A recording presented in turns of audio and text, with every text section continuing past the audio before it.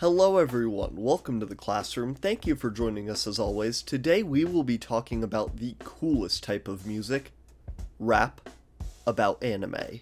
Hey guys, it's me, Mr. Bald Music Man. I'm wearing my glasses as always, and today we'll be reviewing this genre of music called nerdcore. It's basically rap about nerdy stuff like comic books and anime, but anyways, that's a Fantano 0 out of 10, baby. There's no other glasses wearer on YouTube who could debate me on this. Hello, Anthony.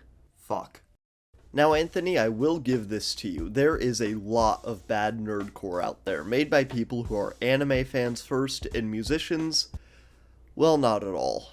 The fact is that knowing a lot about a character and physically being able to rap is not enough to make good nerdcore music. Even voicing a character for nearly 20 years does not mean that if you make an album as that character, it'll be any good. No, in fact, what you need to be good at nerdcore is everything you need to be good at rap, but you also need to waste your life watching shows for 13-year-old boys. But in all seriousness, I think that this is one of the coolest subgenres of music, right next to sea shanties and Irish rebel music. I have broken the genre of nerdcore down to 3 basic categories: ciphers, songs, and rap battles. So, which one would you like for us to talk about first? Ciphers? Oh, thank God, because I would have had to remake the whole video if you had said any different, so.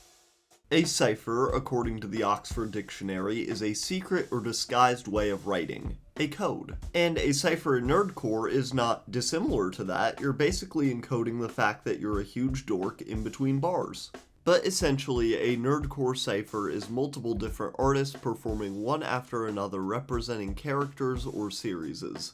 So you could have the Supernova cipher from Rustage, each artist being one of the titular supernovas from One Piece. Or you could have something like the Anime Sensei rap from Game Boy Jones, where each artist is a different sensei from a different series. These ciphers are such a fun way to get characters into a nerdcore song who don't justify having an entire song dedicated to themselves. Like, no one's gonna make a rap all about Yuga Aoyama from My Hero, although I would love to see them try, but his verse by Zach Boucher in Rustage's Class 1A cipher is fucking fantastic and so full of his personality. I love the cipher style of anime rap because I think it is such a fun way to have so many artists and characters just get in there and flex their stuff.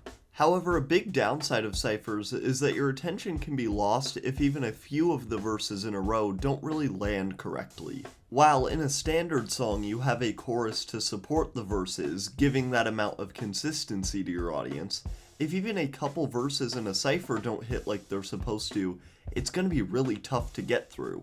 With that out of the way though, I would like to get into some of my favorite ciphers and tell you why I love them so much.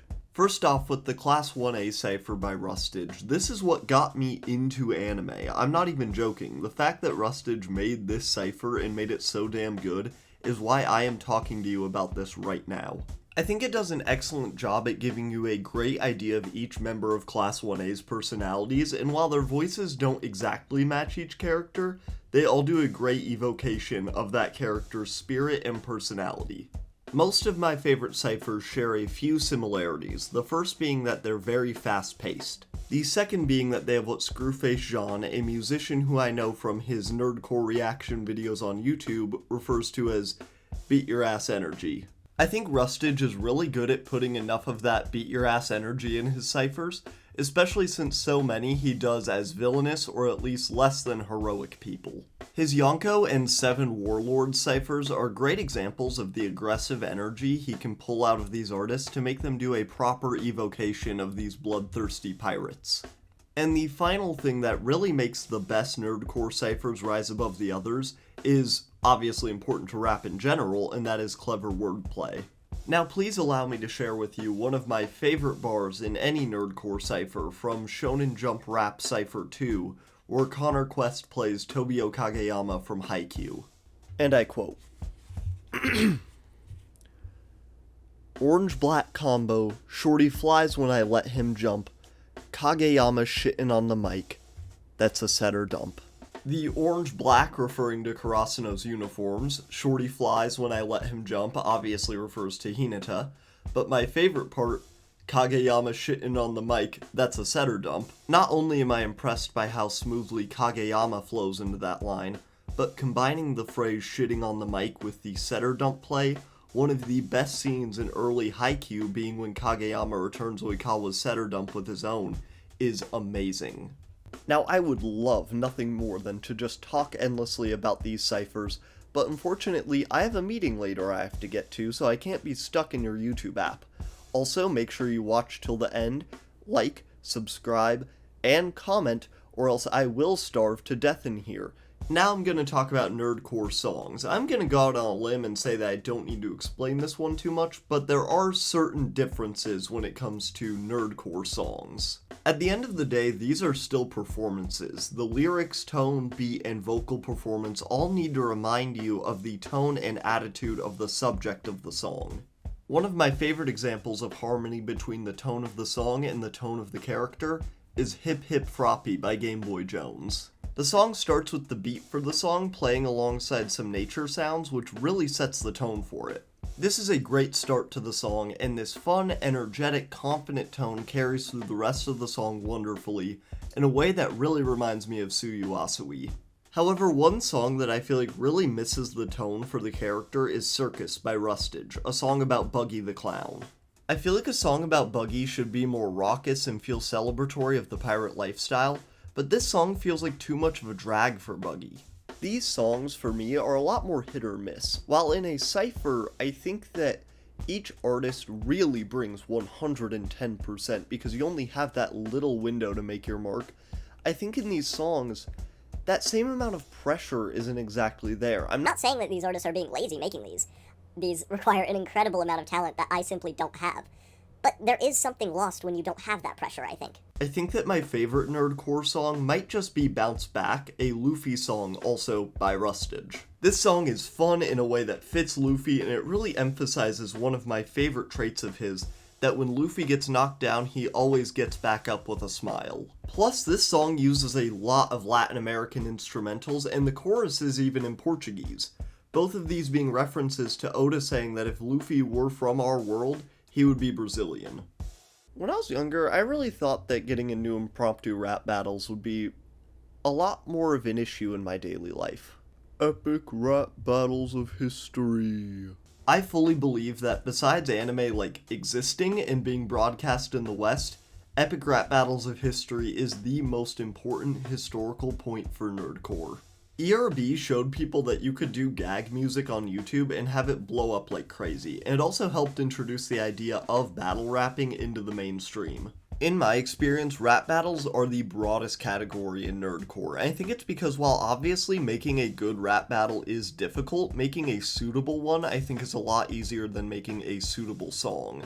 Now, at this point in the video, you obviously know about Rustage, and yeah, he makes fantastic rap battles. Not only is the music up to snuff with Rustage's other work, but the visuals are the best in the genre. My favorite example of Rustage's rap battle visuals is Luffy vs. Goku, and the visuals for that were done by Skip Teal.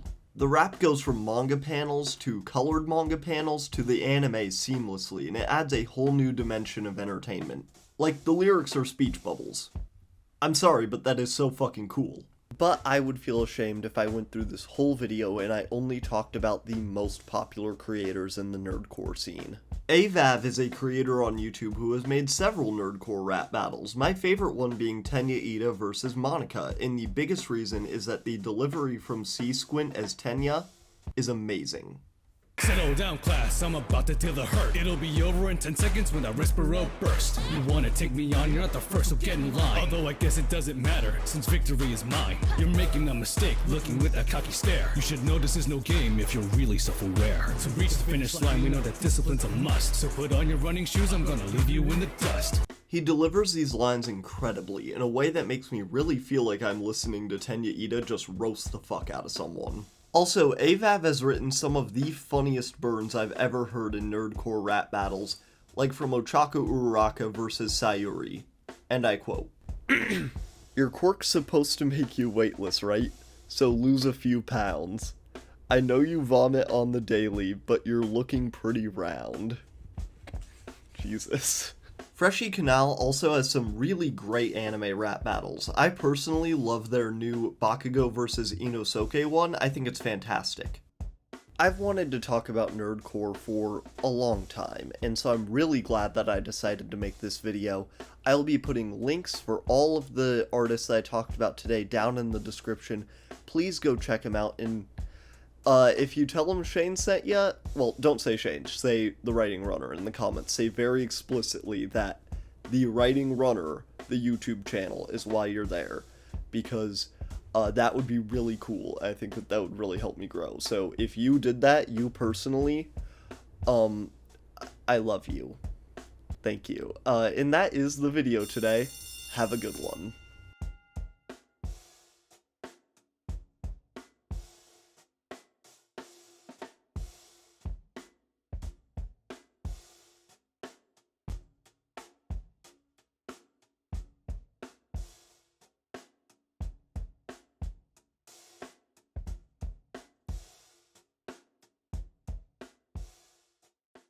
Hey everyone, thank you so much for watching that video. If you made it to this point, once again, thank you. And for my little thing from my collection this week, it is this Hawks Funko Pop that I got myself. I know that in, not my last video, it was a couple videos ago, I talked about how I don't really like Funko Pops, but, in my defense, A, look how fucking cool he is. Look at him. And B, it's because, like, usually they're just, like, standing there, and I don't think that they, are made with, like, a particular amount of imagination. It seems, like, pretty lazy, if I'm being honest. But this one is fucking awesome. It, like, has him in a pose. I think that the details on it really cool. Yeah, I think that this is one of the types of Funko Pops that really, like, rises above the rest and is actually, like, worth it to buy, in my opinion. But thank you so much for watching the video if you made it to that point. Check out some of that nerdcore music, and I'll see you next week. Have a good one.